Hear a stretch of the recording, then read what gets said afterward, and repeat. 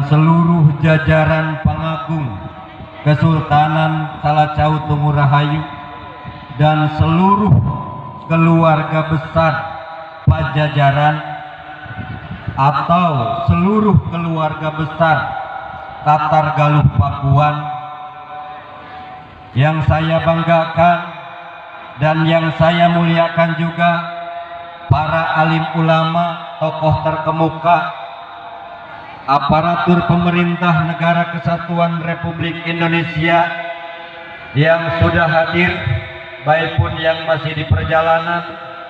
Semoga Allah Subhanahu wa Ta'ala merahmati dan memberkahi kita semua. Amin ya Allah ya Rabbal Alamin. Dalam hal ini saya akan menyampaikan salam silaturahmi kepada seluruh keluarga besar yang hadir.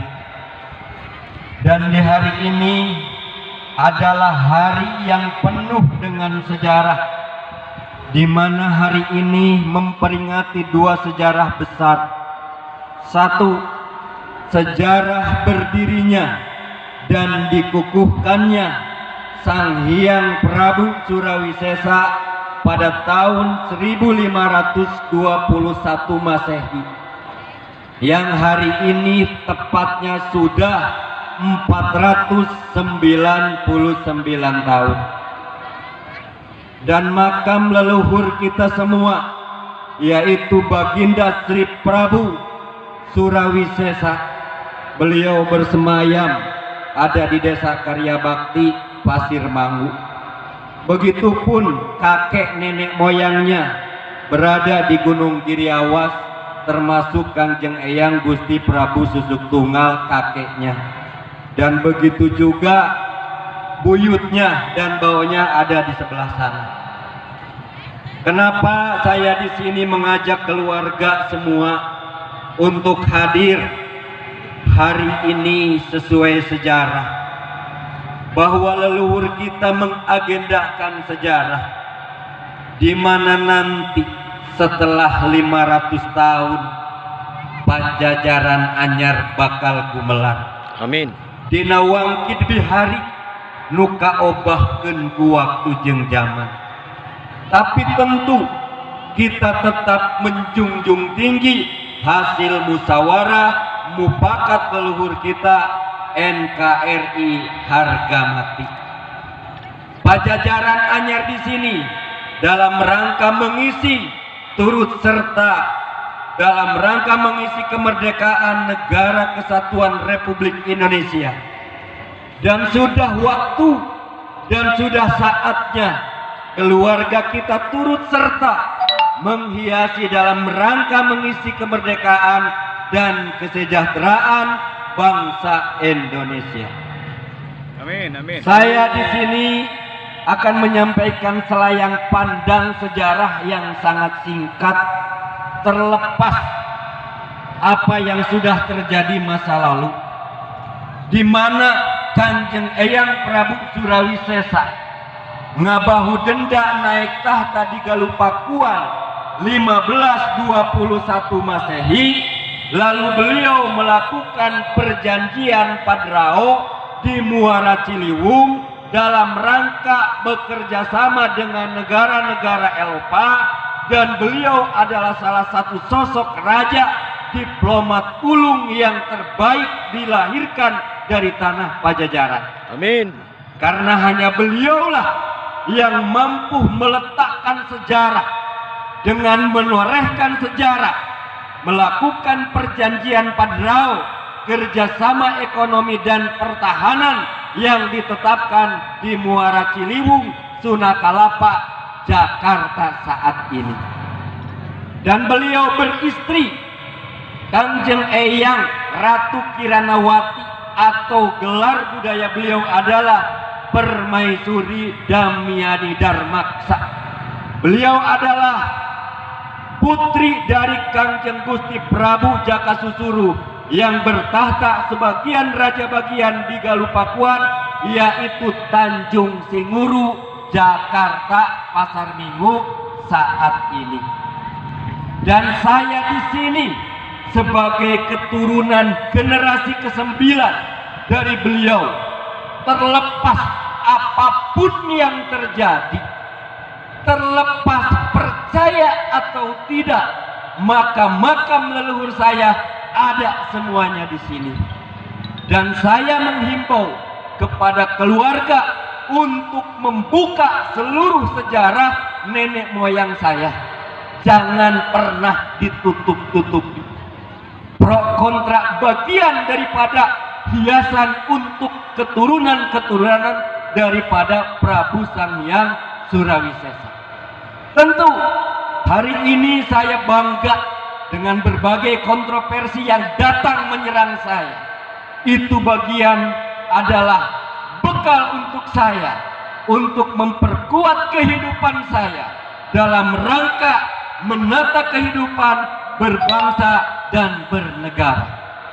Leluhur saya semua tahu Sang Hyang Prabu Surawisesa, padahal beliau sudah hampir 500 tahun wafat dari bumi Pajajaran, masih tetap menjadi orang yang kontroversi.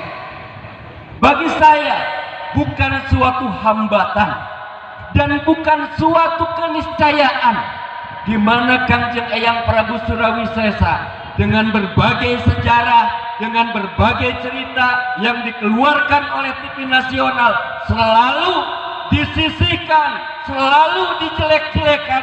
Bagi saya tetap beliau adalah leluhur saya. Mau dianggap siapapun Surawisesa, tapi beliau adalah leluhur saya. Setuju. Tidak bisa digantikan maupun dengan kata-kata apapun. Setuju. Surawisesa adalah maharaja yang bertahta di Galupakuan saat itu, yang meletakkan sejarah terkuat di muka bumi ini, di bumi Nusantara. Boleh dicek seluruh raja-raja di Nusantara ini, tidak ada yang meletakkan sejarah seperti Surawisesa, yang melakukan dua perjanjian besar, di mana beliau melakukan perjanjian perdagangan dengan dunia Timur Tengah yang disebut Selako. Apa itu Selako?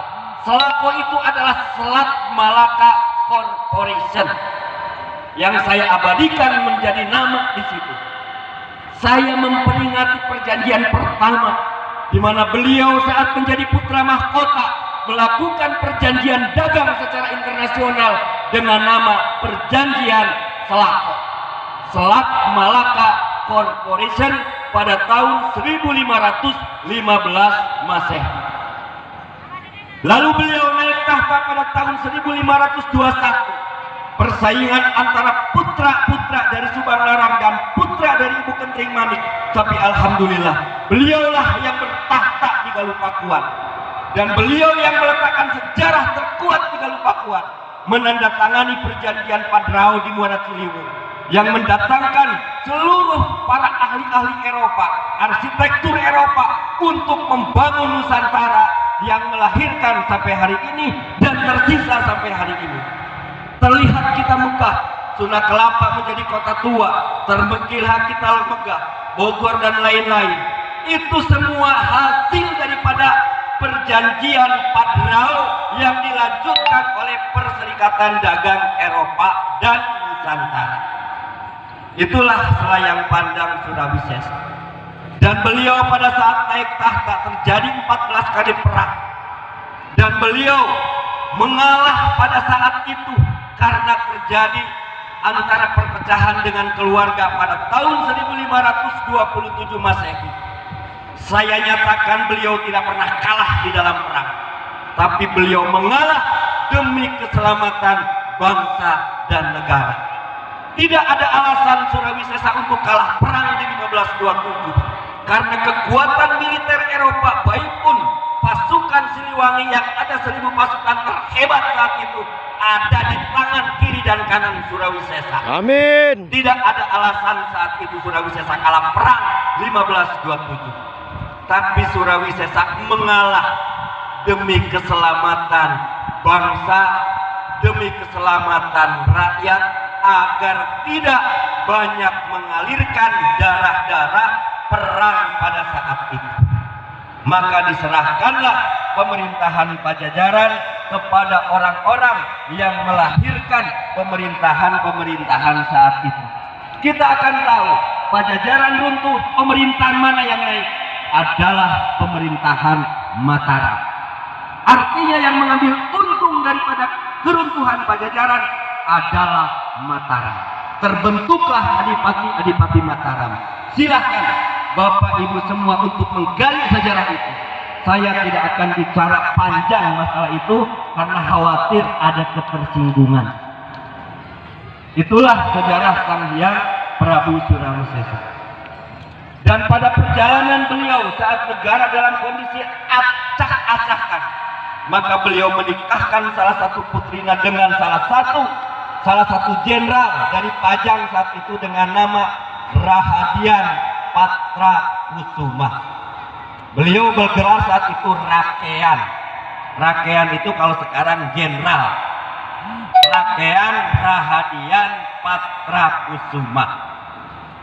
Nah, pada tahun 1548 Masehi, keluarga besar, keluarga kami leluhur Pajajaran yang berpihak kepada Surawi Sesa sepakat mendirikan pemerintahan Islam pertama dengan nama Salacau Tumu Rahayu.